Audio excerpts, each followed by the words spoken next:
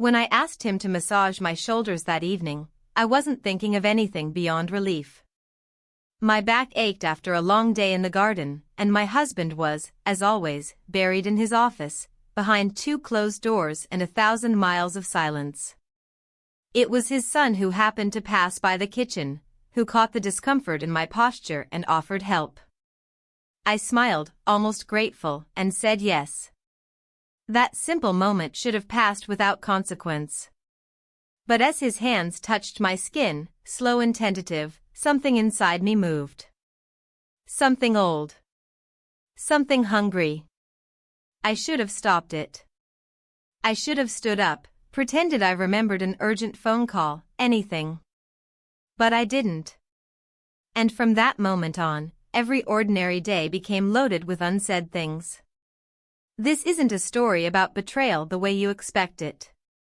This isn't about lust or recklessness. It's about something quieter. Sadder. About the erosion of touch, the way years of being unnoticed can distort your reflection in someone else's eyes. Let me take you back to the beginning. Before the moment I crossed the line. Before I became someone I never thought I could be. But first, leave a comment with the city you're watching this from, and tell me, have you ever needed something so badly, even knowing it could destroy everything? My mornings always begin with silence. Not peace, silence. The kind that sinks into the walls and stretches across the kitchen like a fog. My husband sits at the dining table, reading news on his tablet, barely glancing up as I place his coffee next to him. He murmurs a thank you without looking. I nod. It's our usual exchange. Familiar. Harmless.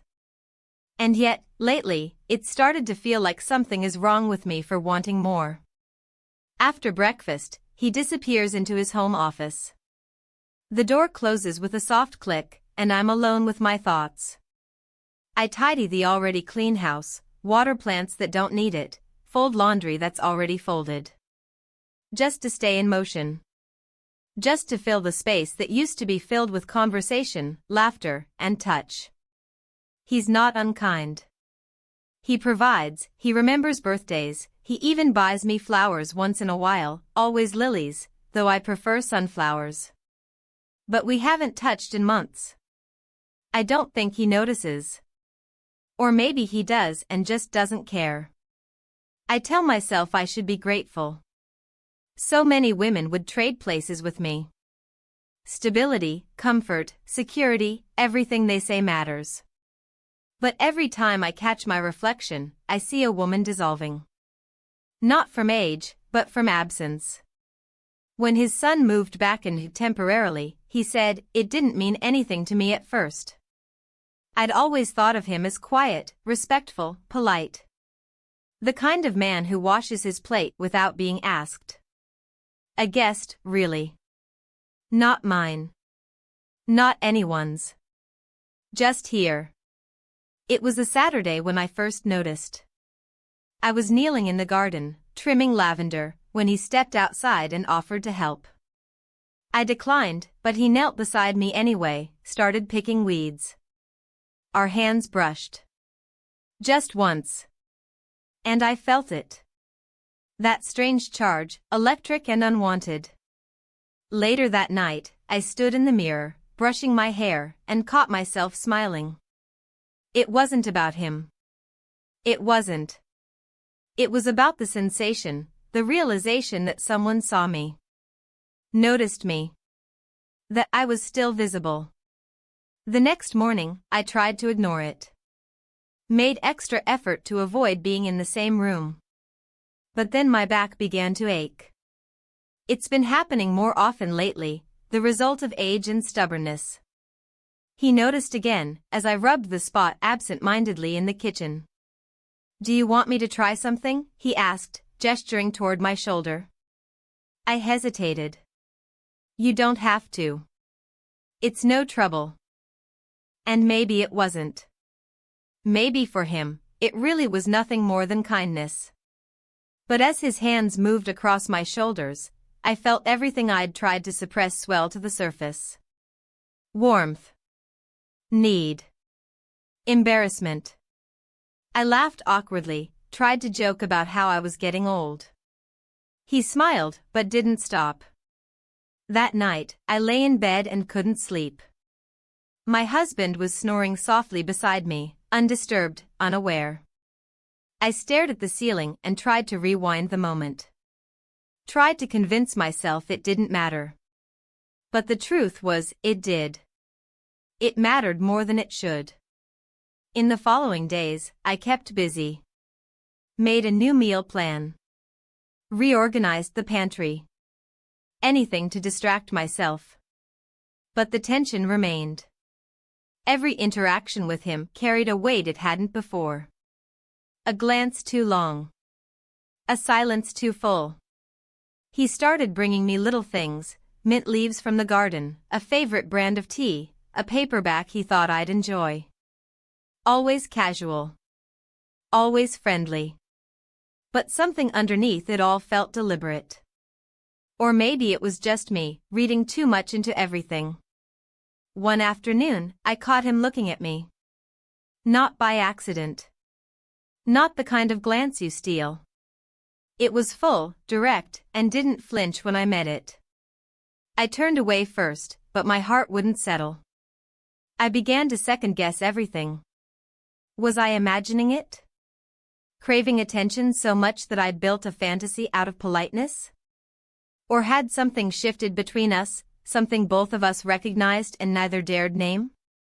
One night, I dreamed of him. It wasn't a romantic dream. We were just sitting in the kitchen, laughing over something simple. His hand rested over mine. That was it. But I woke with tears in my eyes. Not from guilt, from longing. The worst part was, in the dream, I felt young.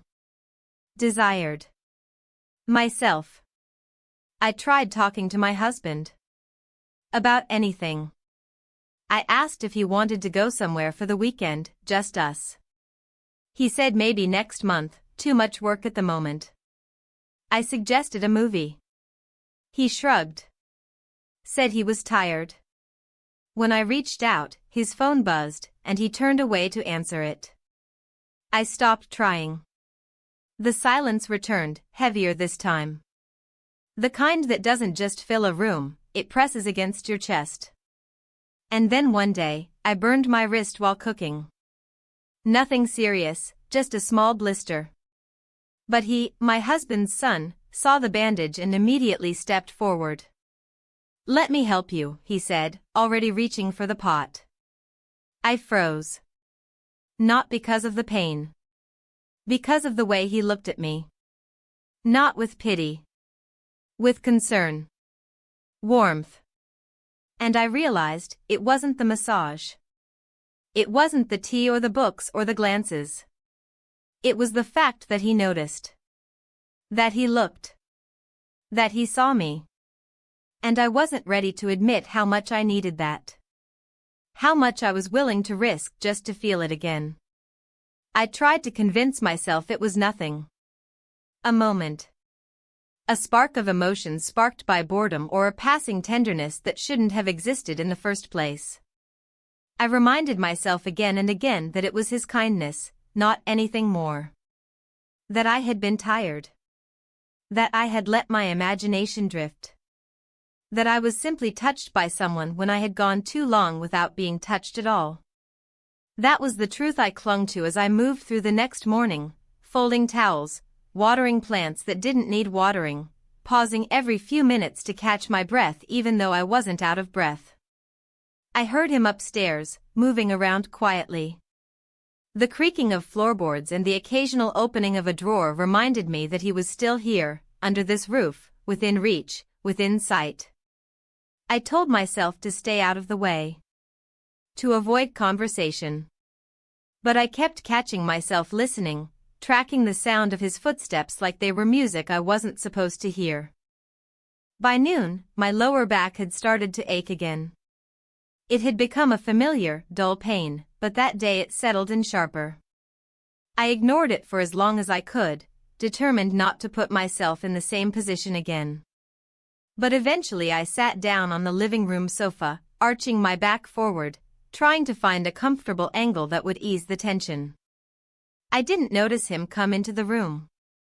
I just felt the change in air, that stillness you recognize when someone's presence changes the shape of a space. When I looked up, he was standing in the doorway, a mug in hand, watching me with quiet concern. "You're back again?" he asked. I nodded, not trusting my voice to remain even. I hated how easily I felt seen. How quickly he could recognize discomfort without needing to be told. "I can help again," he said gently. "If you want." I should have said no. I should have made up an excuse. But I didn't. Maybe because the pain was real.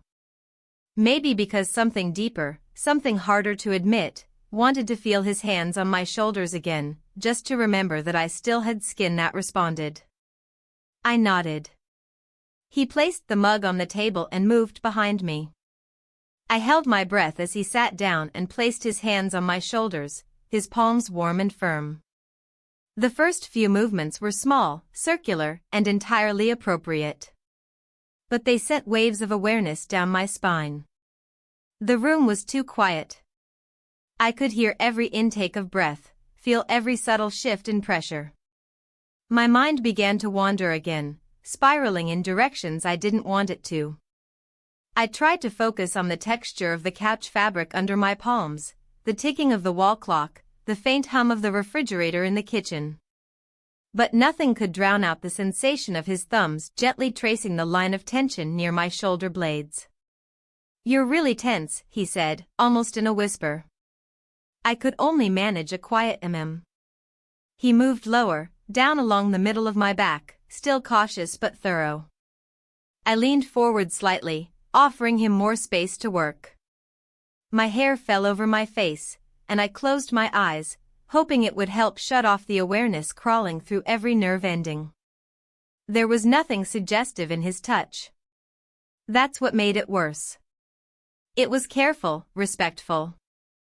And yet it sparked something inside me that had been dormant for too long, a warmth that had nowhere to go, a hunger I had taught myself to ignore. When he stopped, I almost exhaled in relief. But before I could shift away, I felt his hand brush a strand of hair from my face. A light gesture. Innocent, even.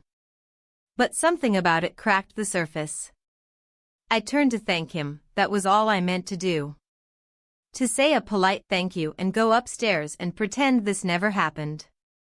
But when our eyes met, I froze. There was something in his gaze I couldn't decipher. Not lust. Not confusion.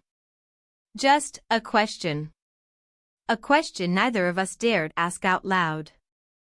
And then it happened. We kissed. Just that. Nothing more. No hands pulling, no words spoken. Just 1 second stretched into something dangerous, something irreversible. And when it ended, we both looked away at the same time. I stood up quickly. My heart thudded loud in my ears. I walked to the kitchen without looking back, pretending I needed water. Pretending I hadn't just broken something that couldn't be unbroken. He didn't follow. He stayed on the couch, silent. I drank the water too fast and spilled a few drops on the counter. I cleaned it slowly, giving myself something to focus on. My hands trembled. I wasn't afraid of him. I was afraid of myself. I didn't know what this made me. What kind of woman crosses that line? What kind of woman lets herself be seen like that, touched like that, not by a stranger, not by a lover, but by someone who should have been untouchable? My husband came home 2 hours later, unaware of anything.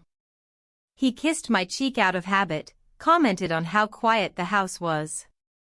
I smiled and said I'd just been resting. That night, I stared at the ceiling again, the darkness wrapping around me like a blanket soaked in guilt. But beneath that guilt, buried deep, there was something else. I didn't regret the kiss. I regretted wanting more. The next morning, I woke up before dawn, restless and filled with a sense of dread I couldn't shake. My husband was snoring softly beside me, completely unaware of the turmoil that twisted inside me. I watched the ceiling turn from dark gray to light, the sky outside slowly brightening through the half-drawn curtains. My body lay still, but my mind moved restlessly, replaying every moment from the day before, like a film I couldn't pause or rewind, only endure. I told myself I had to act normal. That nothing had changed. That I was still the same woman I'd always been. But when I entered the kitchen, I felt it immediately. The air was different. Thicker. As if the house itself remembered what had happened. As if the walls had absorbed the silence we left hanging between us. He wasn't there. I noticed the empty chair first, then the mug still drying on the rack. I let out a quiet breath I hadn't realized I was holding. Maybe he'd gone out early. Maybe he didn't want to see me either. I busied myself with making coffee, even though I wasn't planning to drink it. My hands needed something to do. My mind needed something else to focus on. Later that day, I passed him in the hallway. A brief moment. Just enough to nod, to murmur a polite morning, but not enough to look into his eyes. I couldn't. Not yet. Not when I didn't even understand what I was feeling. There was no plan, no intention behind the kiss. But it had happened. That was enough to complicate everything. For the next 2 days, we barely crossed paths. I arranged it that way, intentionally. I left rooms when he entered them, stayed upstairs when I heard him downstairs. I invented errands, offered to run out for groceries we didn't need. I told myself space would fix it. That time would dilute whatever it was that had begun to bloom between us. But space didn't fix anything. If anything, it made it worse. Every time I walked by the couch, I saw it. That one moment. The place where his hands had rested on my back. The angle where our eyes had locked before we kissed. I wanted to forget, but I couldn't. And deep down, I wasn't sure I wanted to. One afternoon, my best friend called. We hadn't spoken in a while. I walked out into the garden with the phone pressed to my ear, trying to sound casual, breezy, unaffected. But she noticed something in my voice. "You all right?" she asked after a few minutes of small talk. Of course, I replied too quickly. Just tired. Tired or distant? Her words cut sharper than intended. I laughed it off, said I'd been gardening more lately, joked about feeling older than I should. She didn't press. But the moment I hung up, I stood still in the grass, my fingers brushing the tops of the lavender bushes. I didn't feel older. I felt unstable. As if I was standing on the edge of something that had no name yet. That evening, my husband returned from a day out, work-related, as always, and placed a small package on the counter. "For you," he said. "Saw it and thought you might like it." Inside was a scarf. Soft, pale blue, my favorite shade. I thanked him, surprised by the gesture, and he smiled, pleased with himself, as if this small offering proved something. I smiled back, but the feeling didn't reach my chest. He had been kind. Thoughtful, even. But his kindness came like a scheduled delivery, right on time, never spontaneous. Never intuitive. He had no idea what was going on inside me. No idea what I was becoming. Later that night, I sat on the edge of the bed, folding the scarf slowly. I thought about the man sleeping beside me, and then about the one who wasn't home. Where was he now? In his room? Avoiding me?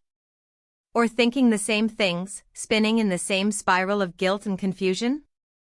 By the time Sunday came, I couldn't avoid him anymore. My husband was leaving again, a short trip this time, only overnight, and I felt the old familiar relief creep in when I saw his suitcase. The feeling unsettled me. I hadn't always been this way. There was a time when I missed him when he left. A time when I'd watch him walk out the door and feel the space he left behind.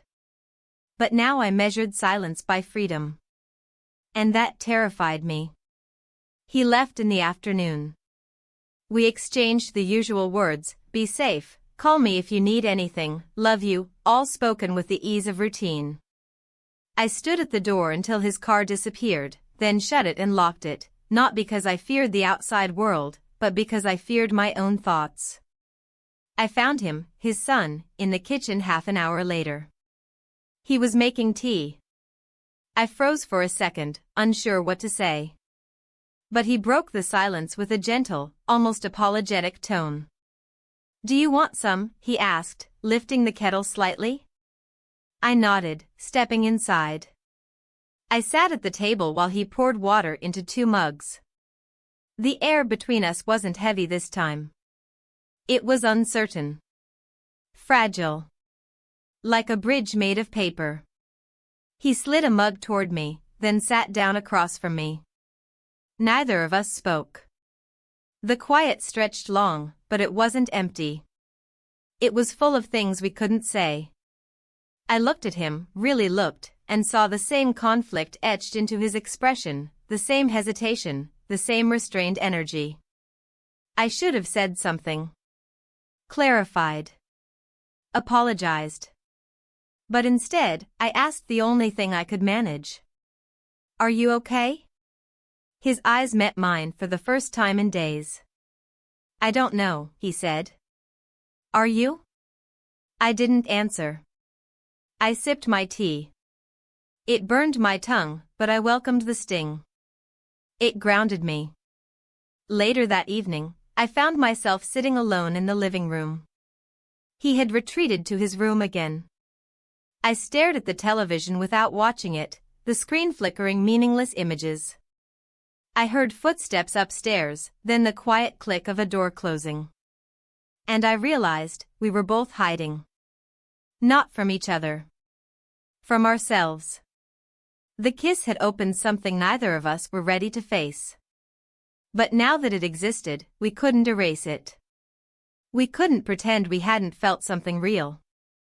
I sat there until the tea grew cold in my hands, and the light outside dimmed into evening. The silence had returned, but it no longer felt like mine. It felt like ours. The following days were marked by an unnatural calm, like the hush before a storm.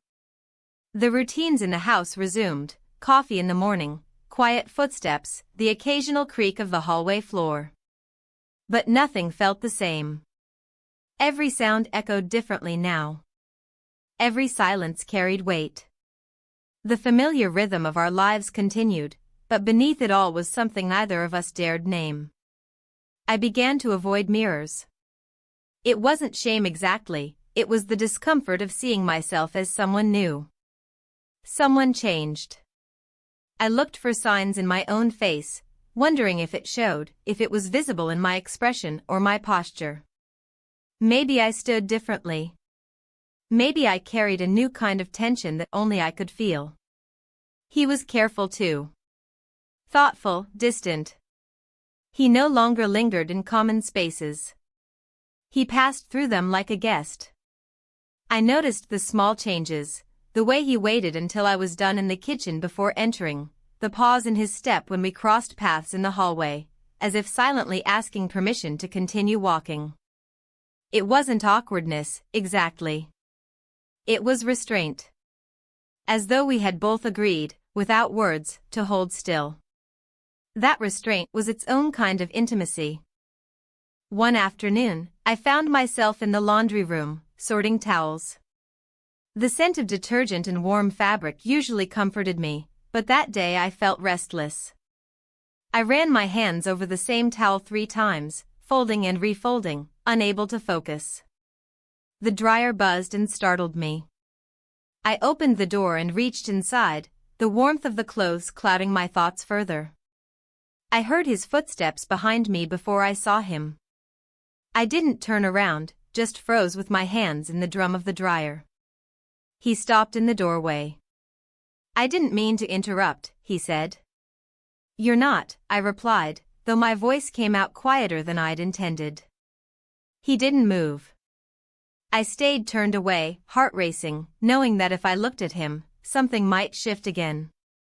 Something we wouldn't be able to walk back. Finally, he stepped away, and I exhaled. The room returned to normal. I folded the rest of the laundry in silence. But the moment lingered with me all day, the way it felt to be near him without words. The way I was hyper-aware of space when he was in it. That evening, I sat on the porch alone. The air was crisp, the kind that hinted at the change of season. Leaves stirred on the stone path below. I wrapped a shawl around my shoulders and watched the light dim slowly, steadily. I wondered what he was doing in his room. If he, too, was thinking about everything we weren't saying. The next morning, I decided to confront something. Not him, myself. I pulled out an old box from under the bed. Inside were photos from early in our marriage. Vacations. Birthdays. Random days we thought were worth capturing. I studied them one by one, searching for a version of myself that felt distant now. In the pictures, I smiled more openly. Leaned into him. Touched his arm naturally, without hesitation. Had something changed in me? Or had it been gradual, a quiet unraveling I hadn't noticed? I lingered on one photo where I sat on the grass, barefoot, head tipped back in laughter. He had taken that photo, I remembered. We'd just had a silly argument over lunch, he had added too much lemon to a dish, and I'd made a face, exaggerating my disapproval. He snapped the photo mid-laugh. I set the picture down gently and stared out the window. When did we stop seeing each other? That evening, my husband returned home.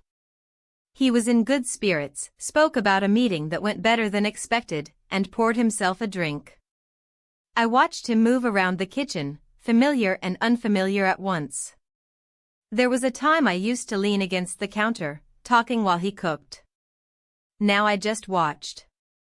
He turned to me suddenly and said, "You've been quiet lately. Everything okay?" I smiled. "Just tired." He nodded, satisfied with the answer, and continued chopping vegetables. Later, I sat at the dinner table across from him. He talked about work, about someone from his office retiring, and I nodded, inserting small comments where expected. But my mind wandered. I looked at him, really looked, and realized that his face had aged too. That we had both grown older, both changed, but not together. After dinner, I cleared the dishes, washed them slowly, deliberately.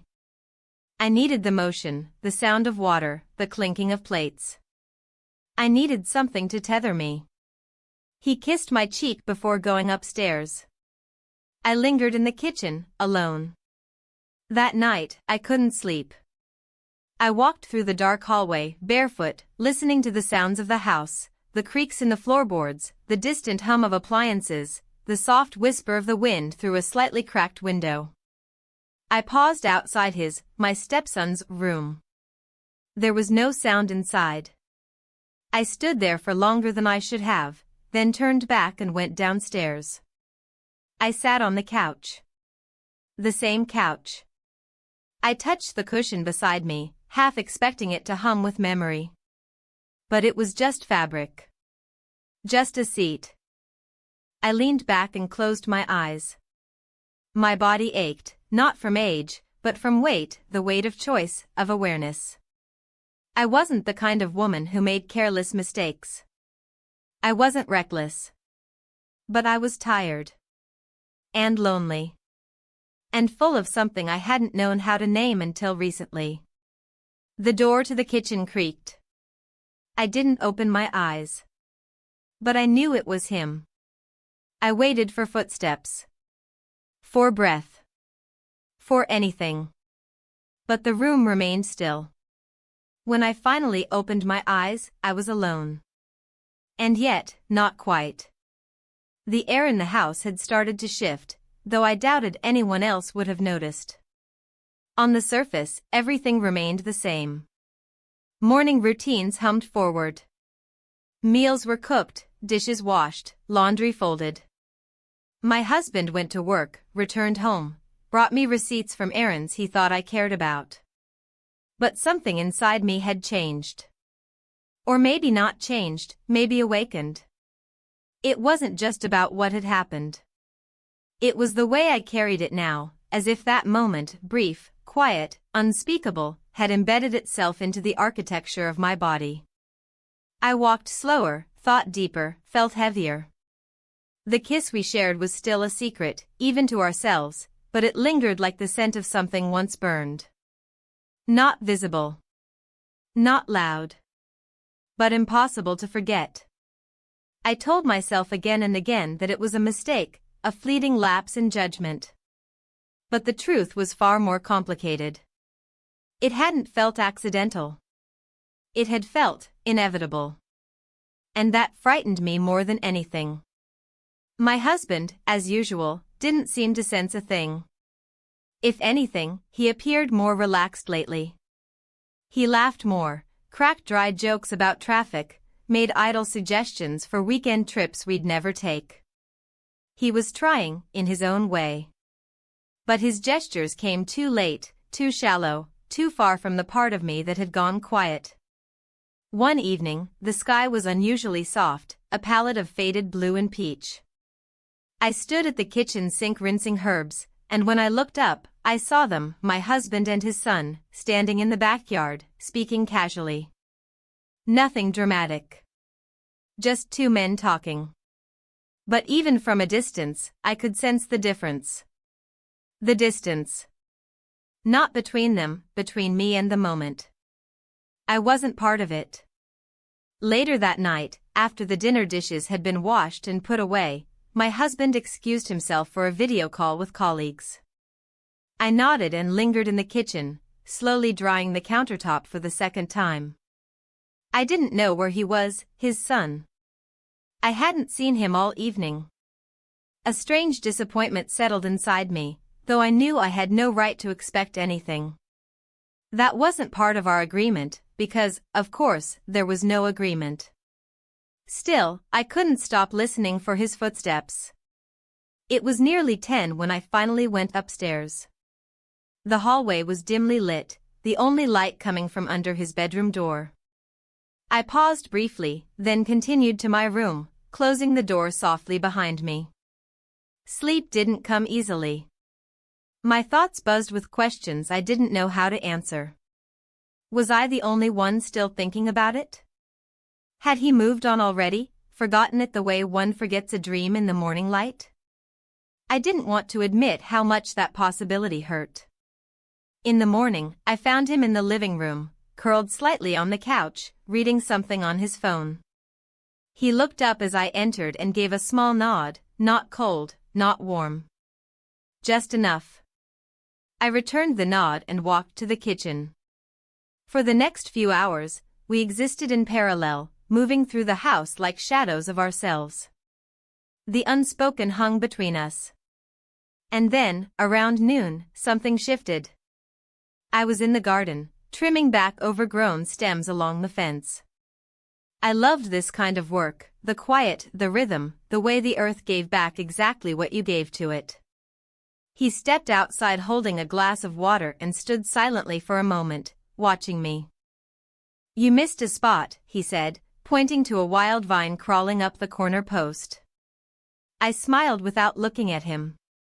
I was getting to it. He walked closer, crouched beside me, and started pulling at the base of the vine with care. We worked side by side for several minutes, neither of us saying much. The sun warmed the top of my head, and the soil smelled clean and rich. It was the first moment in days that felt natural, uncomplicated. When we finished, I sat back on my heels and wiped my forehead with the back of my wrist. He handed me the glass of water. I took it, our fingers grazing slightly. A small gesture. But enough. We both looked down at our hands. Then up at each other. And we kissed. It was brief. Quiet. Neither of us reached for more. We just stayed close for 1 second longer than we should have, then pulled away. He stood first, brushing his hands on his jeans. "I should go clean up," he said. I nodded. He turned and walked back toward the house. I remained in the garden, fingers still curled around the glass. There was no regret in the moment. Not yet. Only stillness. And awareness. The kind that fills your limbs before your mind can name it. That evening, I tried to cook a new recipe I'd bookmarked weeks ago but never had the courage to attempt. Something simple, something warm. I poured myself a small glass of wine and moved slowly through the motions. Cooking had always been a language of control for me, measurements, order, predictability. But tonight, everything felt uncertain. He came into the kitchen just as I was plating the food. He paused, then said, "Smells good. Stay for dinner?" I asked without thinking. He hesitated. Then nodded. We didn't speak much while we ate. The clinking of silverware and the occasional murmur about the food filled the silence. It wasn't awkward. It was something else. Like we were both too full, not with food, but with thoughts. Afterward, I washed the dishes slowly. He dried them, standing beside me. At one point, I dropped a spoon into the sink, the clang sharper than it should have been. I let out a short laugh, more from nerves than humor. "I'm sorry," I said. "For what?" I didn't answer. I wasn't even sure what I was apologizing for. The kiss? The invitation to dinner? Or the fact that I hadn't stopped it? He didn't press. Just handed me the next dish. When the last plate was placed in the cupboard, I turned to face him. "You should get some rest," I said quietly. He nodded. But he didn't move. Neither did I. Eventually, he stepped back. "Good night."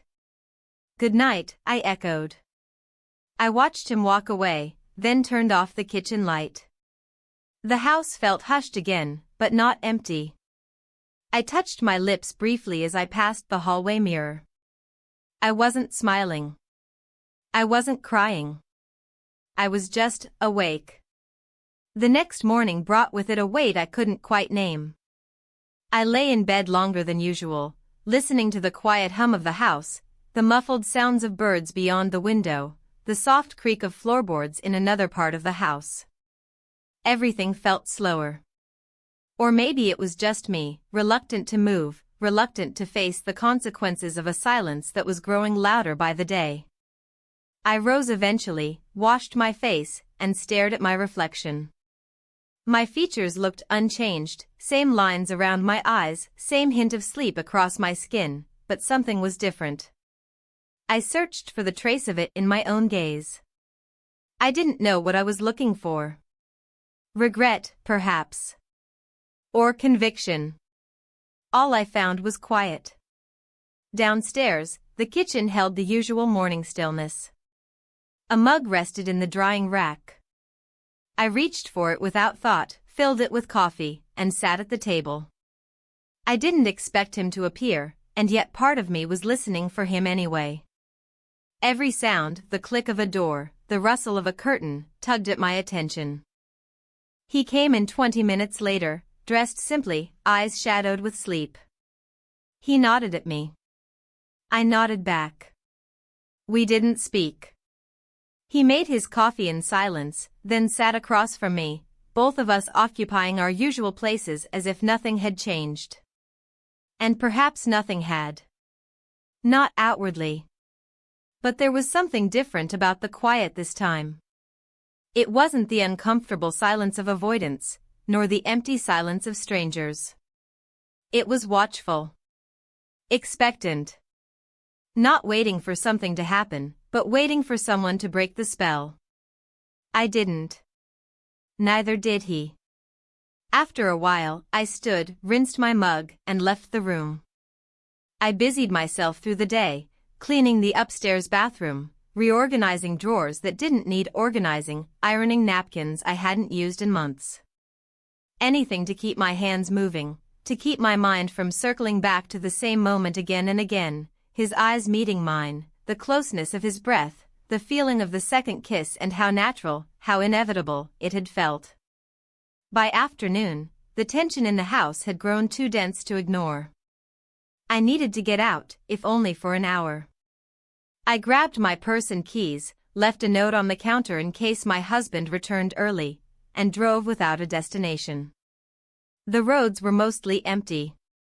The late afternoon sun painted the sidewalks in long shadows. I ended up at a local park, one I hadn't visited in years. It wasn't remarkable, a few benches, some trees, an artificial pond, but it was quiet. Familiar. I sat on a bench near the water and watched two ducks floating lazily along the surface. They didn't seem in a hurry. I envied them for that. I stayed there for nearly an hour, letting the wind tangle my hair, letting the quiet seep into my bones. I needed distance. Perspective. But the more space I put between myself and the house, the more I felt drawn back toward it. Toward him. I returned just before sunset. The house glowed softly in the fading light. I parked, hesitated before opening the door, then stepped inside. It was quiet. I found him in the backyard, sitting on the grass, his legs stretched in front of him. I stood in the doorway for a moment, watching. Then I stepped outside and walked toward him. "Hey," I said. He looked up. "Hey." I sat down beside him, leaving a respectful gap between us. The grass was warm beneath me, still holding the last of the sun's heat. "I went out for a while," I said. "Needed some air." He nodded. "Makes sense." A long pause followed. "I don't know what we're doing," I admitted, eyes fixed on the fence in front of us. "Neither do I." Another pause. "But it doesn't feel wrong," I said. "That's the hard part." He didn't answer right away. Then he said, "It feels like something that was waiting to happen." We didn't speak after that. We just sat, the day slipping away behind us. When we finally stood to go inside, I felt his hand brush against mine, barely touching. I didn't pull away. Later that night, my husband called. His voice came through the speakerphone cheerfully, asking about the cat, the neighbor, whether I'd remembered to take out the trash bins. I answered every question with the same even tone. Polite. Familiar.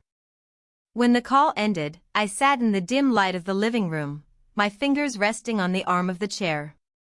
The night felt different. Not heavier, not lighter.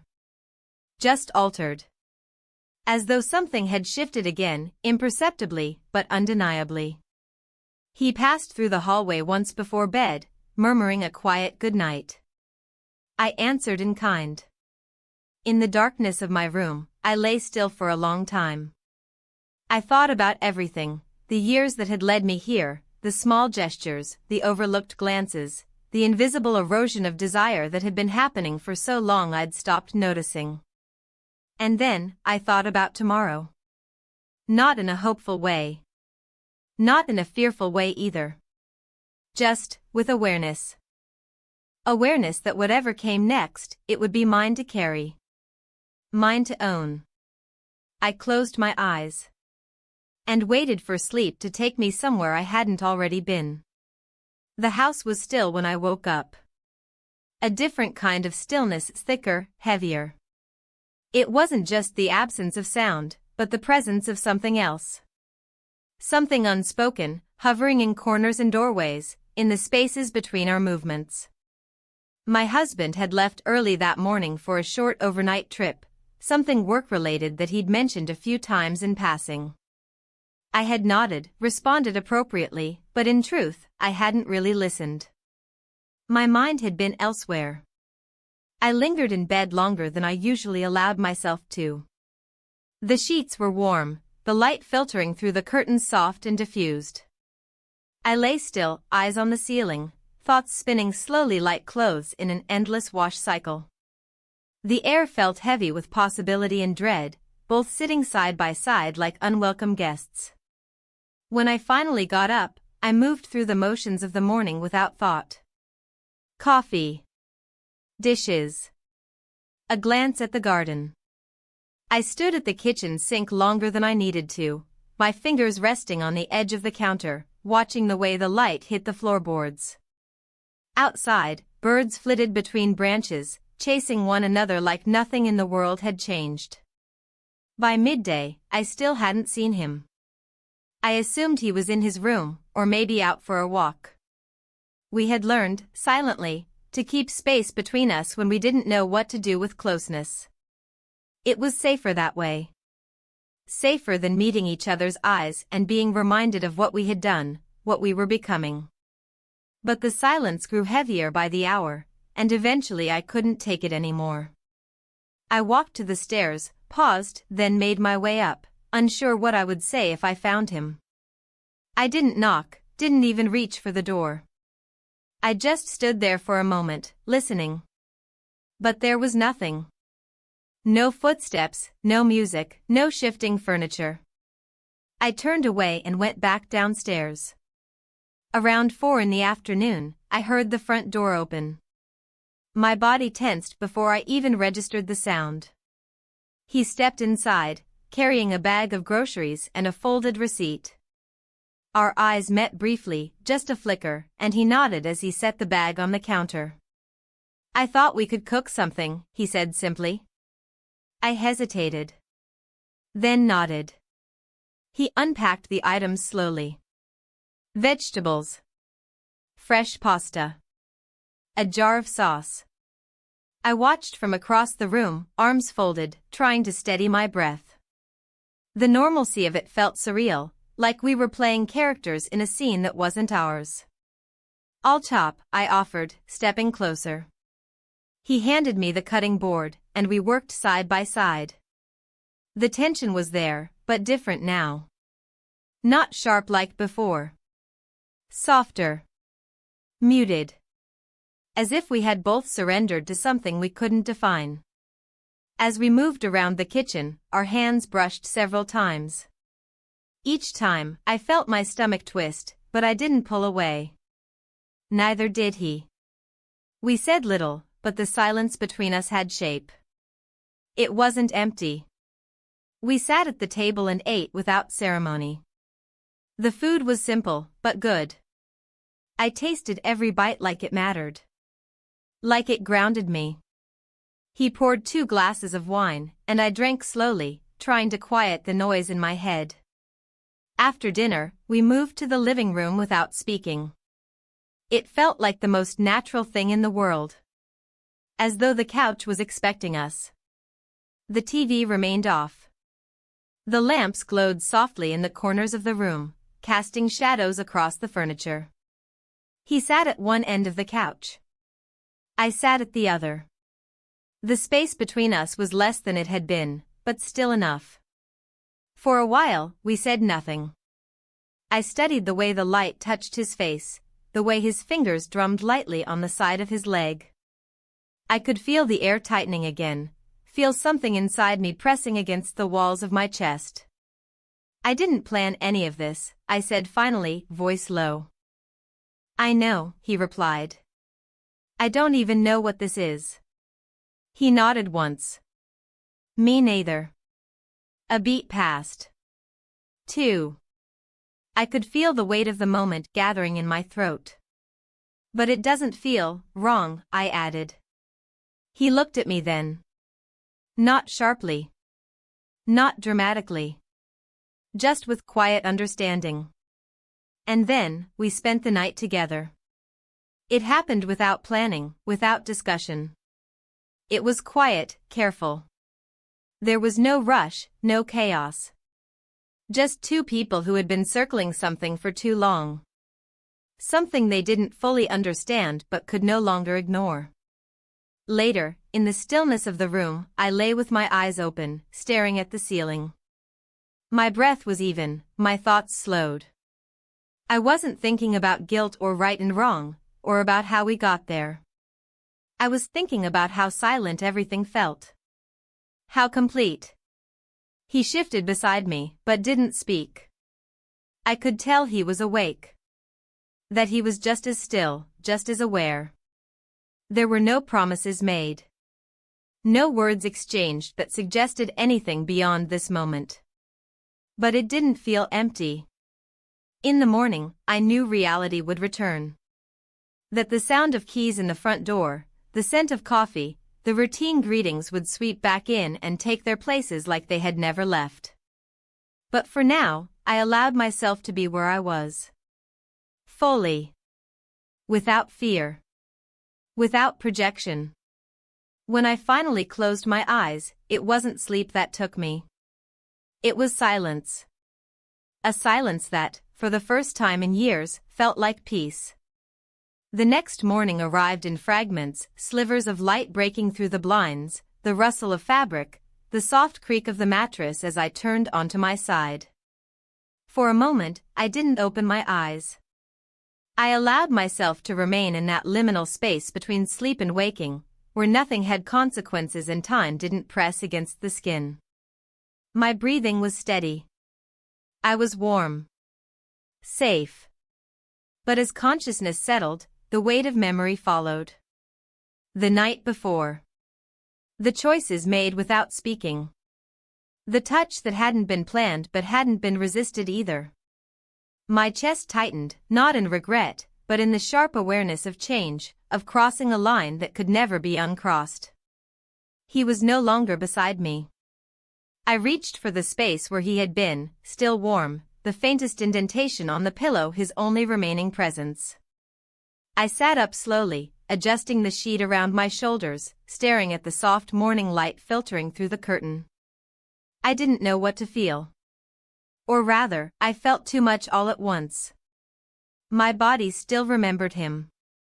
Not in the way lovers remember each other after passion, but in a quieter, more dangerous way, in the ache of being seen, in the echo of closeness that had nothing to do with proximity and everything to do with being understood. I rose, wrapped myself in my robe, and walked to the hallway.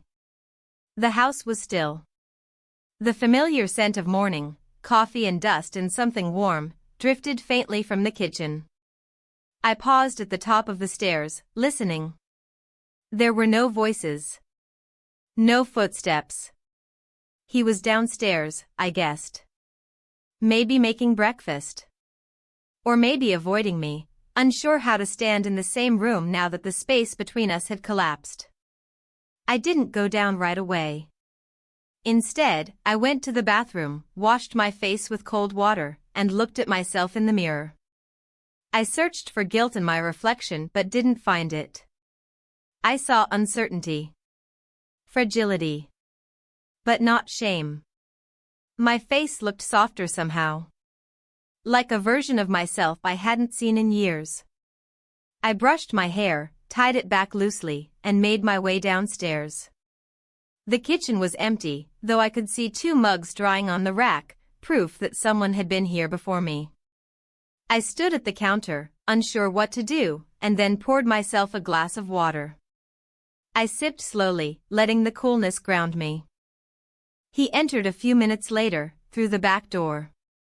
His shirt was slightly wrinkled, and his hair still damp from a quick shower. When our eyes met, there was no drama, no awkwardness, just stillness. He nodded, then walked to the fridge, retrieved something, and busied himself. Neither of us spoke. The silence wasn't tense, but neither was it casual. It held the shape of everything we hadn't yet dared to address. I wanted to say something, to ask if he was okay, if he regretted it, if he saw me differently now. But I didn't know how. And maybe I was afraid of the answers. I left the kitchen without touching my coffee.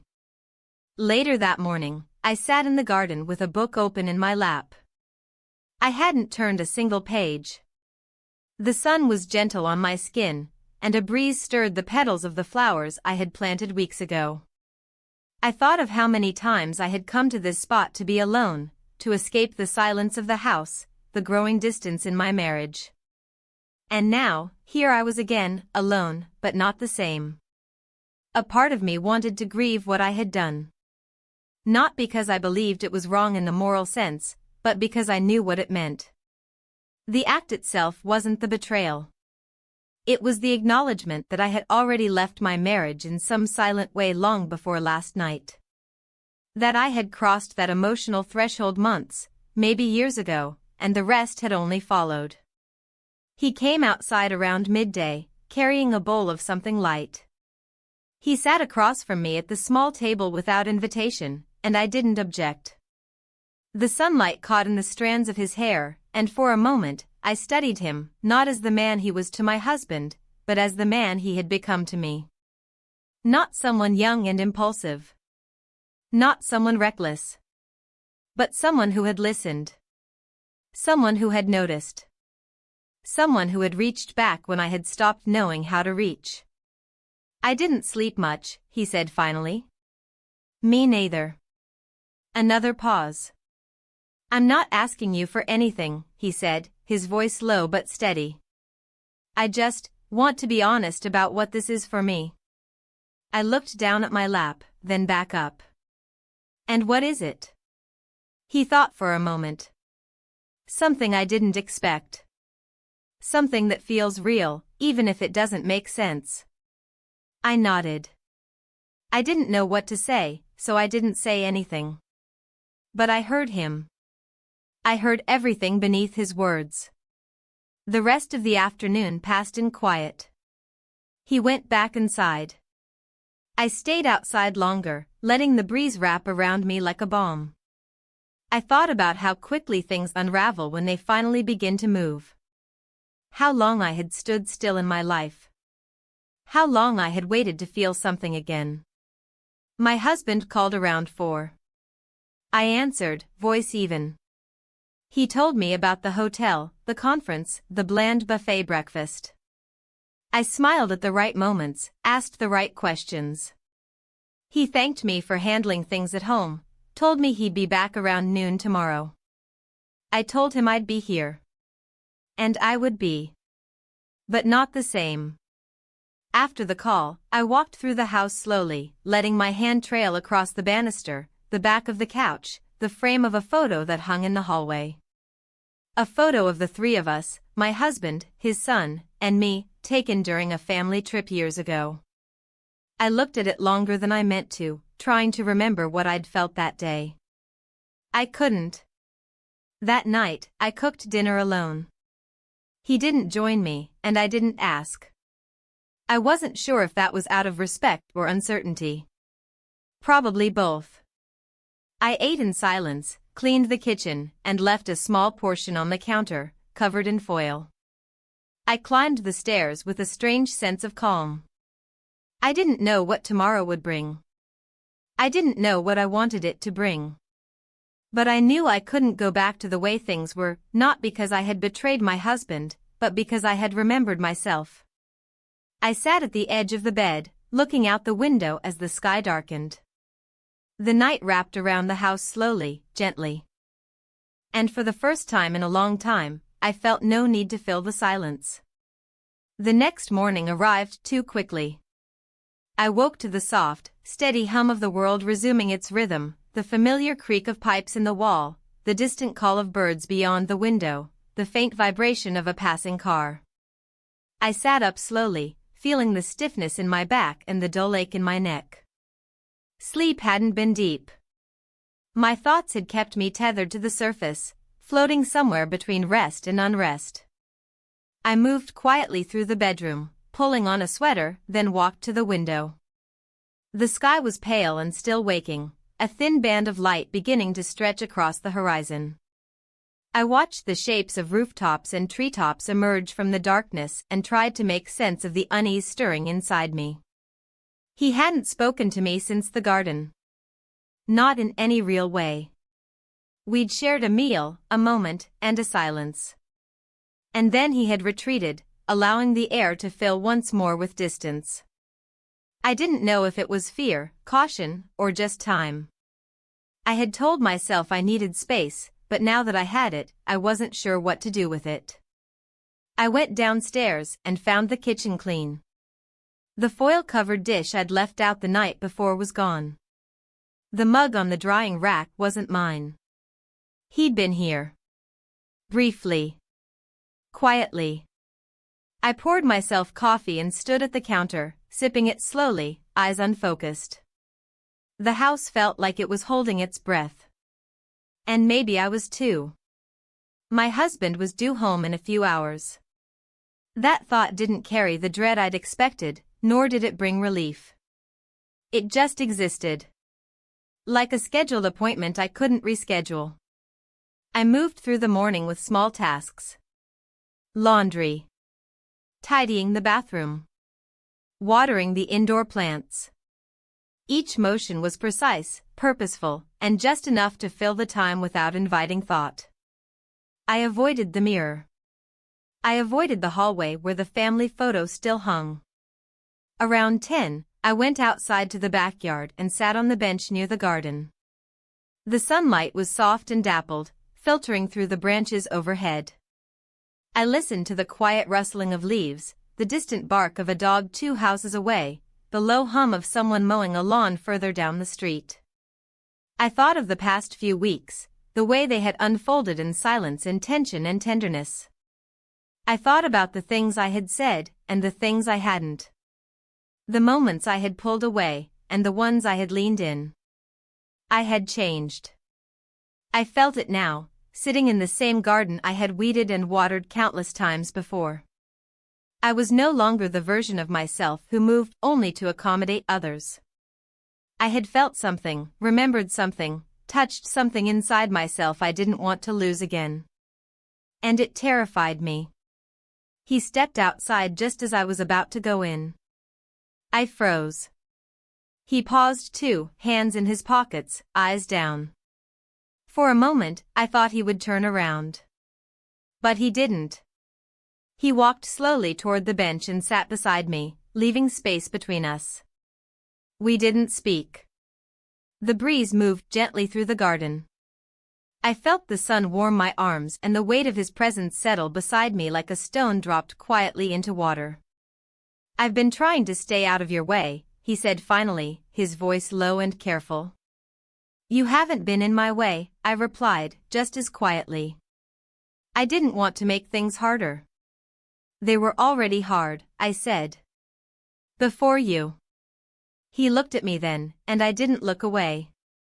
I'm not sorry for what happened, he said. But I know it changes things. It already did, I answered. Long before that night. He nodded, then looked down at his hands. I'm leaving tomorrow. I think it's time. The words hit like I knew they would. Not a surprise, but a weight. A necessary one. I nodded slowly. I understand, I said. And I did. It didn't make it easier. We sat there in silence for a while longer, not touching, not filling the space with anything unnecessary. When he finally stood to go back inside, I didn't follow. I remained on the bench, eyes on the ground, hands folded in my lap. When my husband returned an hour later, he called out from the front door, his voice cheerful, unaware. I stood, dusted off my hands, and walked inside. He greeted me with a smile, a quick kiss on the cheek, and a question about lunch. I answered with the ease of someone who knew how to play her role, how to smile back and offer warmth without weight. But something in me stayed detached, like I was watching the exchange from a few steps behind myself. The afternoon passed in routine. He unpacked his bag. I asked about his trip. He told me about a colleague's embarrassing moment at dinner. We laughed. It was almost easy. Almost normal. He didn't notice the suitcase in the hallway. Or maybe he did and said nothing. That evening, while he napped in the living room, I stood at the top of the stairs, listening to the quiet breathing below. I walked down slowly, passing the door to his son's room. It was half open. I paused. Inside, a few things were already packed. The desk was mostly bare. A sweatshirt lay folded on the bed, the one I had once washed without being asked, then tucked into the linen closet to pretend I hadn't wanted to keep it. I reached out, fingers brushing the edge of the fabric. I closed the door gently behind me as I stepped inside. I stood there for a moment, not moving, not thinking. Just being in the space that had changed everything. I picked up the sweatshirt, pressed it to my chest for just a second, then folded it again and set it back down. I turned, left the room, and didn't look back. Downstairs, my husband stirred and asked what I was making for dinner. Something light, I said. Good. I could use something simple. I smiled and nodded. But part of me stayed upstairs. In that room. In that quiet. Something had ended. Not violently. Not with chaos. Just with a decision neither of us spoke aloud. And that silence, I knew, would echo longer than any words. I woke before dawn, long before the sky had turned, long before the birds began to sing. For a while, I lay still in the darkness, listening to the soft rhythm of my husband's breathing beside me. There was something peaceful about the quiet, but it didn't settle me. Not anymore. Peace felt like a kind of stillness I didn't quite trust. When I finally rose, I moved carefully through the house, avoiding the creaky floorboard in the hallway, the cupboard that always groaned when opened too quickly. I didn't want to disturb him. Or maybe I just didn't want to speak. I wasn't ready. The kitchen smelled faintly of coffee grounds and citrus from the peel I had left in the sink the night before. I filled the kettle, lit the stove, and stood by the window while the water heated. Outside, the garden was still cloaked in shadows. The leaves didn't move. The air held its breath. I made tea instead of coffee. I wasn't sure why. Maybe because it felt gentler. Maybe because it was what I used to do when I needed comfort, long before all of this. The mug warmed my hands, and I held it close, leaning against the counter, staring into nothing. Upstairs, I heard the soft click of a door opening. I didn't need to check. I knew which door it was. I didn't move. The hallway floor groaned gently under his steps, and then there was silence again. When I finally turned around, the space was empty. Later that morning, I found a note. Folded, simple, placed carefully on the small table in the entryway. No name. Just 2 lines. Thank you. For everything. I won't forget. I read it twice, then folded it back and placed it in the drawer beneath the table. I didn't cry. I didn't speak. I just stood there for a long time, my fingers resting lightly on the wood. His room was clean. Spare.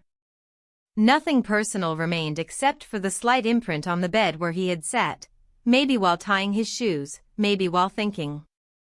I didn't step inside. My husband returned from the store mid-morning, carrying 2 bags and humming under his breath. I greeted him with a smile that didn't stretch too far, a kiss on the cheek that landed lightly. He unpacked apples and cheese, bread and coffee, spoke about a neighbor who was repainting his fence the wrong shade of blue. I listened. I nodded. Later, while folding laundry, I found a single sock that didn't match anything in our drawers. A small thing. Insignificant. But I recognized it. I held it in my hands longer than I should have, then placed it in the back of the linen cabinet, hidden behind a stack of old towels. It wasn't a keepsake. It was a memory with fabric. That afternoon, the sun was high and brilliant. My husband suggested a walk. I said yes.